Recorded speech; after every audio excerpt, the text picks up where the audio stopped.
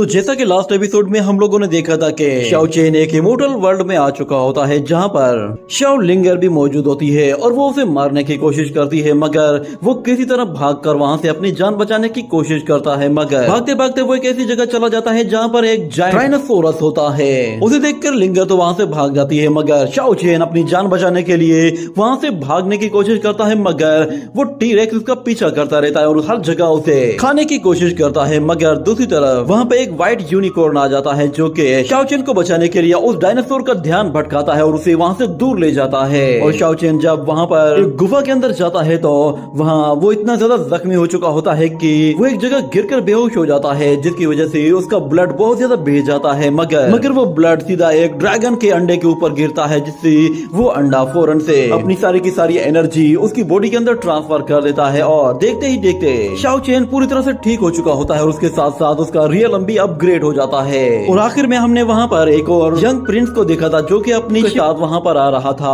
उसके साथ बहुत सारे लोग भी होते हैं, मगर हमें दिखाया जाता है कि जैसे जैसे वो शिप करीब आ रही होती है तो अचानक से उन लोगों को बहुत ही अजीब सा फील होने लगता है। उस शिप के आसपास का माहौल बिल्कुल अजीब सा हो गया था। वहाँ पर पानी में कुछ हलचल होने लगी थी, जिसकी वजह से वो लोग देखते हैं कि आखिर वहाँ पर हो क्या रहा है, ये शिप इतना हिल क्यों रही है। मगर जब उन्हें वहाँ पर कोई चीज दिखाई देती है तो वो लोग बहुत ज्यादा डर जाते हैं और कहते हैं कि ये क्या चीज है। मगर हमें दिखाया जाता है कि पानी के अंदर से एक ड्रैगन टेल बाहर निकल आती है, जिसे देखकर वो सब लोग चिल्लाना शुरू कर देते हैं और यहाँ वहाँ भागने लगते हैं। देखते ही देखते ड्रैगन पूरी तरह से उस शिप को डिस्ट्रॉय करना शुरू कर देता है, जिसकी वजह से उसमें पूरी तरह से आग लग जाती है और वो सारे लोग उसमें चीखना चिल्लाना शुरू कर देते हैं। और उस प्रिंस के साथ मौजूद लड़की जैसे ही वो नीचे गिरने लगती है तो प्रिंस उसे फौरन से पकड़ लेता है। मगर देखते ही देखते अचानक उसका हाथ फिसलने लगा था, जिसकी वजह से वो लड़की नीचे जाने लगी थी। मगर उस शिप के हिलने डुलने की वजह से अचानक उस लड़की का हाथ छूट जाता है और वो सीधा पानी में गिरने लगती है। तो वहां से एक बहुत बड़ा ड्रैगन बाहर निकल आता है जो कि अपने मुंह में उस लड़की को दबोचने ही वाला था कि अचानक से वो लोग फिर से उसे ड्रैगन के मुंह से निकाल लेते हैं। और दूर खड़ा हुआ शाओ चेन ये सब कुछ देख रहा होता है और वो कहता है कि लगता है कि इस शिप में कुछ हुआ है। उसे वो ड्रैगन दूर से ही दिखाई दे रहा था, जिस पर वो समझ जाता है कि शिप में मौजूद लोग अब बहुत बड़े खतरे में हैं। मगर मैं पहले ही बहुत ज्यादा थक चुका हूँ, मुझे अपनी एनर्जी रिगेन कर लेनी चाहिए। ये कहने के बाद वो एक जगह बैठकर बारबेक्यू बनाना शुरू कर देता है और कहता है कि इस आइसलैंड के चारों तरफ एक जायंट ड्रैगन है जो कि इस ड्रैगन आइसलैंड को प्रोटेक्ट कर रहा है। मेरा यहाँ से बाहर निकलने का प्लान तो पूरी तरह से फ्लॉप होने वाला है, क्योंकि ये ड्रैगन तो लोगों को अंदर आने दे ही नहीं रहा, ना ही यहाँ से बाहर जाने देगा।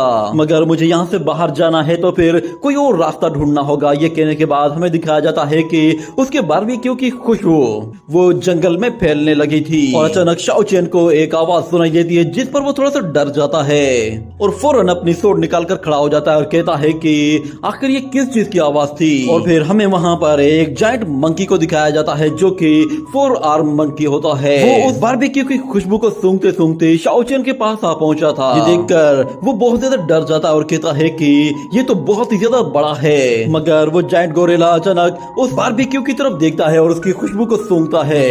ये देखकर शाओ चेन समझ जाता है कि ये इस बारबेक्यू के पीछे पीछे यहाँ पे आया है। शाओ चेन को अपनी जान के लाले पड़ गए थे, इसीलिए वो उस बारबेक्यू को उठाकर वहाँ से दूर फेंक देता है। तो हम देखते हैं वो जायंट गोरेला फौरन से उस बारबेक्यू को पकड़कर खाना शुरू कर देता है और दूसरी तरफ शाओ चेन कहता है कि यही मौका है, यहाँ से भाग जाता हूँ। मगर जैसे ही वो वहाँ से भागने लगता है तो वो गोरिल्ला उस जायंट पीस को खाकर उसकी हड्डी उसके आगे थ्रो कर देता है, जिस पर शाओ चेन वहीं पे ही रुक जाता है और उस गोरिल्ला की तरफ मुड़कर देखता है तो वो फौरन से अपना हाथ उसकी तरफ आगे बढ़ाता है, जिस पर शाओ चेन कहता है कि आखिर तुम मुझसे क्या चाहते हो।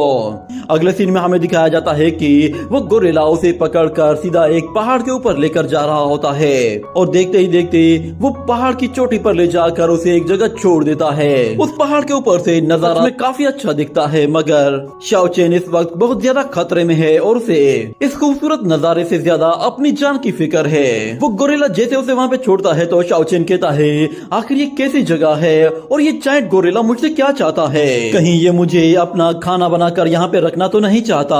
अगर वाकई में ऐसा ही है तो फिर मुझे जल्द से जल्द यहाँ से निकल जाना चाहिए। ये कहने के बाद जैसे ही वो वहाँ से भागने की कोशिश करता है तो वो उसका रास्ता तरफ रोक देता है। ये देखकर शाओचिन हैरान हो जाता है कि आखिर ये क्या कहना चाहता है, मगर वो गोरिल्ला अपनी उंगली से एक इशारा करता है तो शाओचिन वहाँ पे देखता है एक मरा हुआ बीस्ट पड़ा हुआ है। उसे देखकर शाओचिन कहता है कि क्या तुम चाहते हो कि मैं तुम्हारे लिए इसे पकाऊं, जिस पर वो गोरिल्ला भी अपना सिर हिलाता है। तो दूसरी तरफ हम देखते हैं शाओचिन फिर से आग जलाता है और उस बीस्ट को उस आग में ग्रिल कर रहा होता है, मगर गोरिल्ला चाचा कहाँ सब्र करने वाला था, उसे बहुत ज्यादा भूख लगी थी, इसलिए वो जानबूझकर फूंक मारता है जिससे वो आग भड़क जाती है। और शाओचिन थोड़ा सा डर जाता है, मगर फिर वो उससे कहता है कि ब्रदर युआन ऐसा मत करो, थोड़ा सा सब्र तो कर जाओ, ये अभी पका नहीं है और ऊपर से ये अभी बहुत ज्यादा गर्म भी है, तो तुम इसे इतनी आसानी से नहीं खा पाओगे। और हाँ, बेहतर है कि तुम थोड़ी देर के लिए इंतजार कर लो, अगर तुम ऐसे ही आग जलाते रहोगे तो तुम मेरे लिए मुसीबत खड़ी कर दोगे और ऊपर से तुम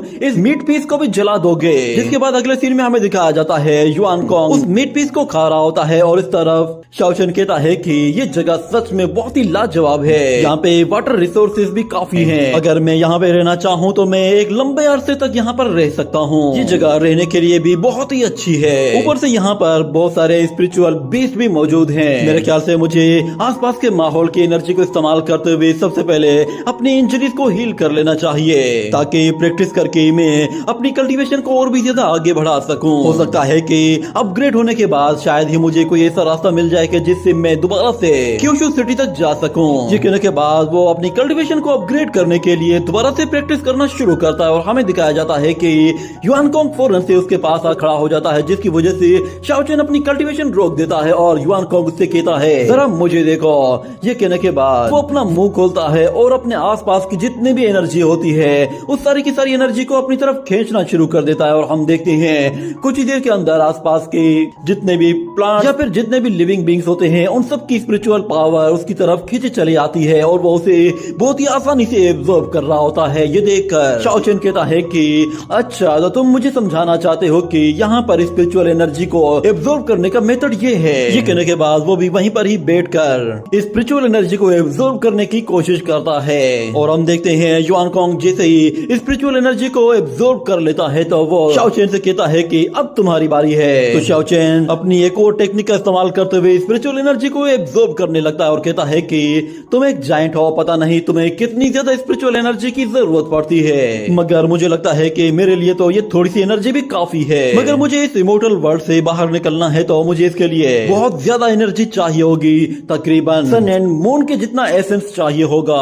अगर मैं बहुत ज्यादा एनर्जी एक जगह इकट्ठी कर लूं और उसे एब्जॉर्ब कर लूं तो मुझे लगता है कि मैं फर्स्ट लेवल ऑफ हेवन को भी एक्टिवेट कर सकता हूं। यहाँ पे एनर्जी की भरमार है, लगता है मैं अपना अगला ब्रेक थ्रू भी बहुत जल्द कंप्लीट कर लूंगा। फिर अगले सीन में हमें दिखाया जाता है कि शाओचिन एक पहाड़ के ऊपर आकर खड़ा हो जाता है और वो कहता है कि पता नहीं जाओ लिंगर वो कहाँ पे है, क्योंकि वो भी मेरे साथ ही इसी ड्रैगन आइसलैंड में ही मौजूद है, तो हो सकता है कि वो मुझे दोबारा से मारने की कोशिश करे। मगर दूसरी तरफ वो उस इमोर्टल लेडी के बारे में कहता है कि वो भी तो हमारे साथ ही यहाँ पर आई थी, मगर वो कहाँ चली गई, शायद वो भी इसी ड्रैगन आइसलैंड में ही होगी। मगर मुझे ये मालूम नहीं है कि ये ड्रैगन आइसलैंड कितना बड़ा है और ये भी नहीं जानता कि ड्रैगन आइसलैंड में कितने ड्रैगन्स मौजूद हैं। मुझे अपनी कल्टीवेशन को ज्यादा से ज्यादा अपग्रेड करना होगा, वरना मैं इस आइसलैंड में हमेशा के लिए फंस कर रह जाऊंगा। सिर्फ एक यही रास्ता है, जैसे ही मेरा रियलम अपग्रेड होने लगेगा मैं फौरन से यहाँ से निकलकर दूसरे आइसलैंड की तरफ जा सकता हूँ और वहाँ पे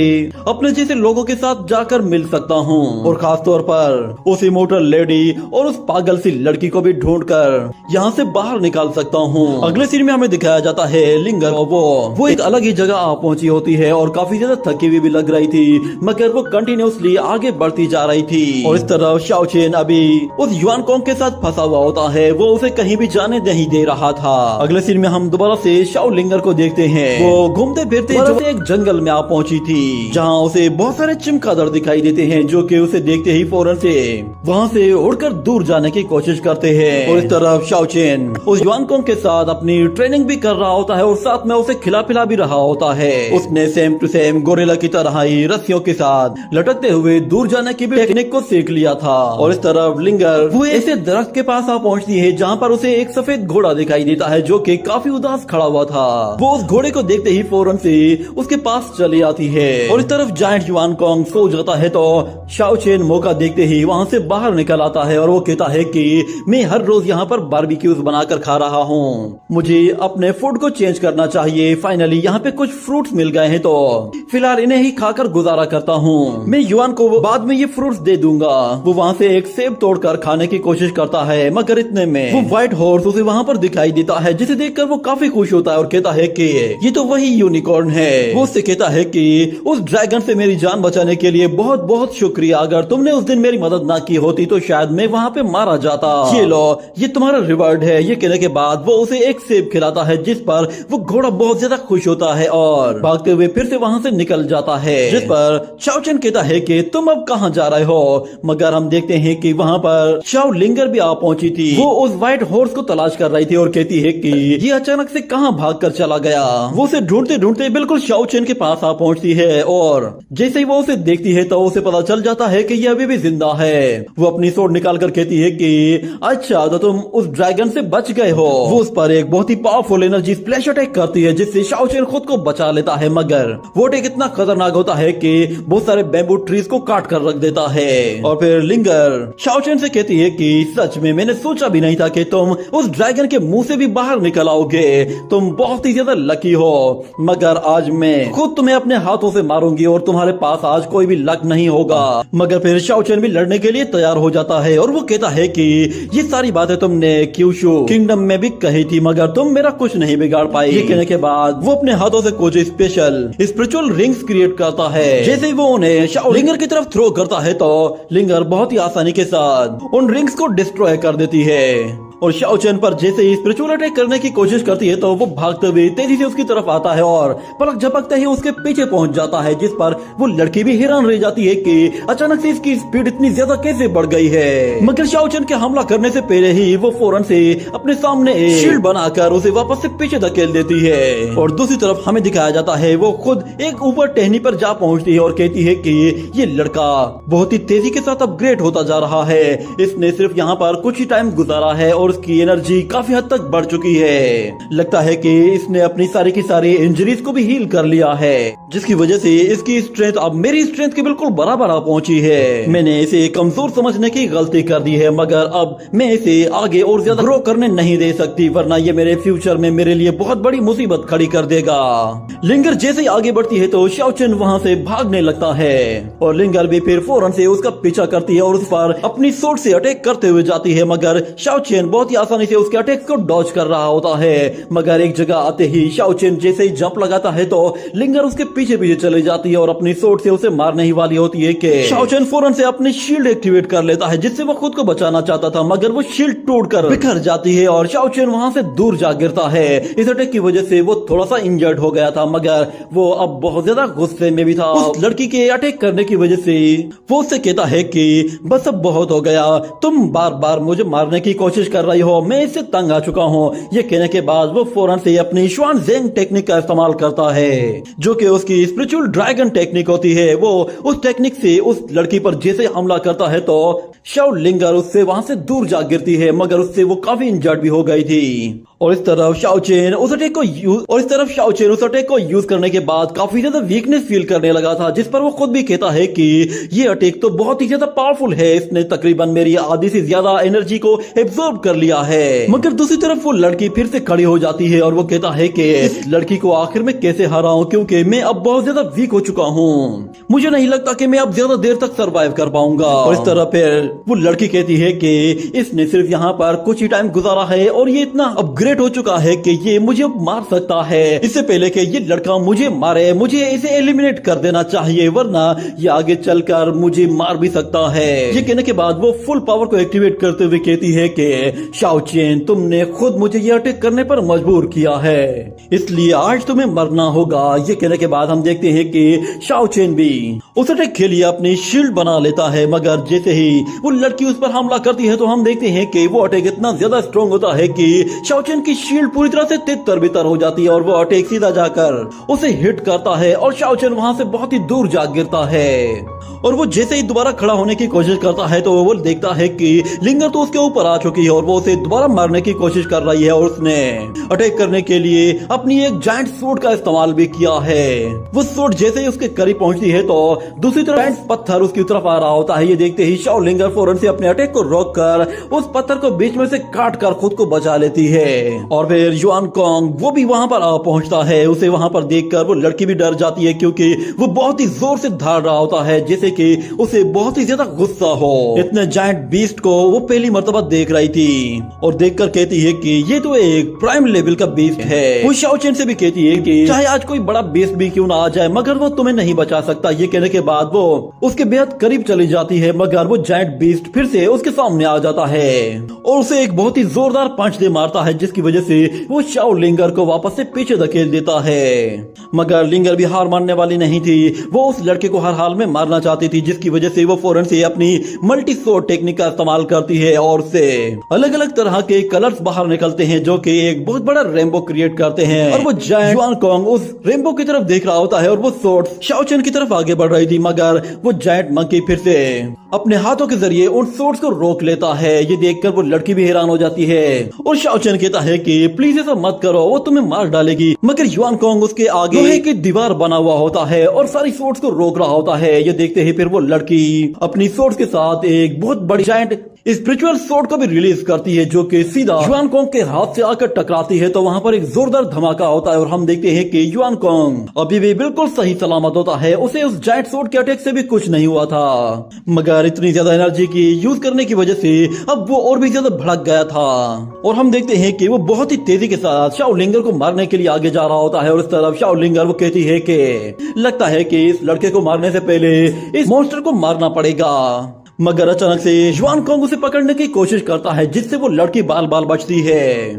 वो उसके अटैक से बचते हुए उसकी बॉडी के ऊपर जाते ही उस पर बहुत सारे स्वॉर्ड अटैक करना शुरू कर देती है मगर उस स्वॉर्ड का उसकी बॉडी पर कोई भी असर नहीं हो रहा था। जिसके बाद वो जैसे ही वहां से दूर हटने की कोशिश करती है तो युआन कोंग उस पर दोबारा से झपट पड़ता है और शाओ लिंगर जैसे ही हवा में ऊपर जाती है तो वो उस पर फिर से वार करना चाहती थी मगर इस मर्तबा युआन कोंग उसे वहां से उठाकर दूर फेंक देता है और उसे कुचलने के लिए वो उसके बिल्कुल सिर के ऊपर आ गया था और उसे मारने ही वाला था कि अचानक से हमें दिखाया जाता है वो व्हाइट यूनिकॉर्न वहां पर आ जाता है और पलक झपकते ही उस लड़की को लेकर वहां से निकल जाता है। ये देखकर शाओ चेन हैरान रह जाता है और वो कहता है कि क्या उस लड़की को उस व्हाइट यूनिकॉर्न ने बचाया है। अगर मैं यहाँ पे ज्यादा देर तक रुकूंगा तो मेरे ख्याल से मैं युआन कोंग के लिए बड़ी मुसीबत क्रिएट कर दूंगा।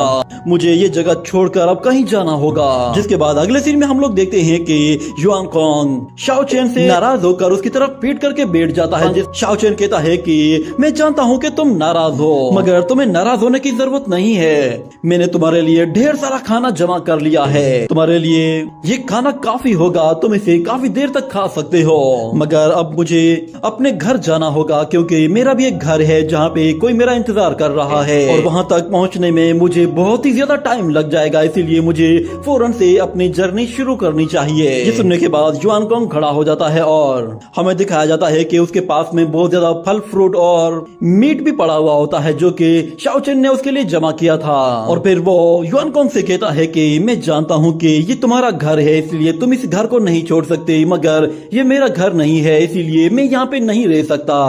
उसे जाते हुए देखकर युआन कोंग बहुत ज्यादा गुस्से में आ जाता है और उस पर जोर से धाड़ने लगता है जिस पर शाओ चेन कहता है कि अब बस भी करो, तुम आखिर कितना गुस्सा करोगे, मुझे कभी ना कभी तो यहाँ से जाना ही है। युआन कोंग अपना मुंह दूसरी तरफ करके बैठ जाता है और शाओ चेन समझ जाता है कि वो उसे कभी भी यहाँ से जाने नहीं देना चाहता, इसीलिए उसे खुद यहाँ से चले जाना चाहिए। वो वहाँ से जैसे ही जा रहा होता है तो जाने के बाद वो युआन कोंग की तरफ मुड़कर देखता है, वो अभी भी उससे नाराज था। जिसके बाद वो खुद वहाँ से जाने की कोशिश करता है तो युआनकोंग पीछे मुड़कर देखता है वो जा रहा है और फिर वो जोर से धाड़ता है तो शाओ चेन फौरन से रुक जाता है और उसकी तरफ मुड़कर देखता है। युआनकोंग उसे कुछ इशारा कर रहा होता है जैसे कि वो कुछ खाना चाहता हो, मगर शाओ चेन समझ जाता है कि वो क्या कहना चाहता है। वो उससे कहता है कि तुम बेफिक्र हो जाओ, मैं अपनी प्रैक्टिस करता रहूंगा और तुम्हारे बताए हुए मेथड से ही स्पिरिचुअल पावर को एब्जॉर्ब करूंगा। ये कहने के बाद हम देखते हैं कि युआनकोंग बिल्कुल रोने जैसा मुंह बना लेता है। और दूसरी जगह हमें दिखाया जाता है शाओ लिंगर को।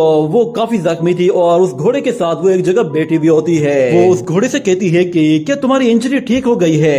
मैं बस तुम्हें थैंक्स कहना चाहती हूँ क्योंकि तुमने मेरी जान बचाई है। ये जगह सच में बहुत ही ज्यादा खूबसूरत है, मगर ये जगह मेरे घर जैसी बिल्कुल भी नहीं। यहाँ पे कोई भी क्राउड मौजूद नहीं, ना ही मुझे यहाँ पे कोई अटेंशन मिलने वाली है। यूँ समझ लो कि मैं अब कोई रॉयल फैमिली की मेंबर भी नहीं रही। वो बहुत ही जल्दी समझ गई थी कि अब वो यहाँ पर बिल्कुल अकेली है। उसे सरवाइव करने के लिए खुद से ही कोशिश करनी होगी, क्योंकि अब वो यहाँ पर किसी को ना ऑर्डर दे सकती है, ना ही कोई उसका ऑर्डर मानने वाला यहाँ पर मौजूद है। वो उस घोड़े के पास आती है और कहती है कि ये जगह बहुत ही ज्यादा खतरनाक है क्योंकि बाहर तो बहुत ज्यादा मॉन्स्टर्स और बीस्ट मौजूद हैं। आखिर तुम यहाँ पर कैसे सरवाइव कर रहे हो? आखिर मैं यहाँ पर कैसे सरवाइव करूंगी? ये कहते कहते वो उस घोड़े के बेहद करीब आ जाती है और वो घोड़ा भी उसे गौर से देखने लगता है। जिसके बाद शाओ लिंगर अपना हाथ आगे बढ़ाती है और उसके सींग को टच करने की कोशिश कर रही थी, जिस पर वो घोड़ा अपना मुंह दूसरी तरफ कर लेता है। ये देखकर वो लड़की फौरन से अपना हाथ पीछे हटाने लगती है, मगर वो घोड़ा फिर से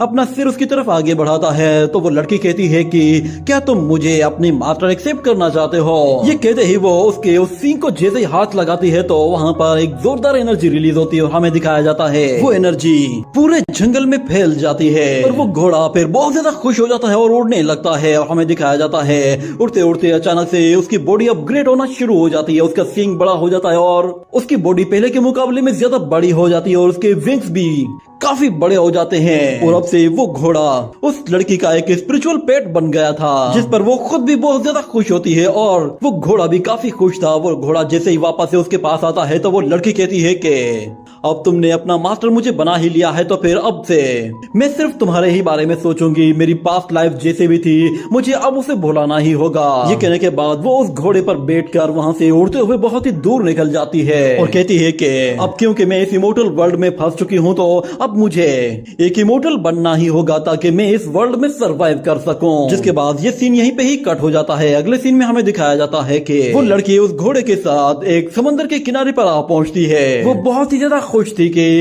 इस वर्ल्ड में फाइनली उसे सबसे पहले उसका स्पिरिचुअल पेट मिला है। अचानक उसकी नजर वहाँ पे पड़ी हुई एक शिप पर पड़ती है जो कि उस किनारे पर मौजूद थी। उसकी हालत देखकर वो उसके बारे में जानने के लिए उसके करीब जाती है तो उसे दिखाई देता है कि उस शिप के ऊपर तो कुछ लोग मौजूद हैं जो कि जख्मी हालत में पड़े हुए हैं। उन्हें देखते ही वो उनके करीब जाती है और हमें दिखाया जाता है वो यंग प्रिंस अचानक से होश में आता है तो उसे वहाँ पर लिंगर दिखाई देती है। और इसी के साथ ये एपिसोड यहीं पे ही खत्म हो जाता है।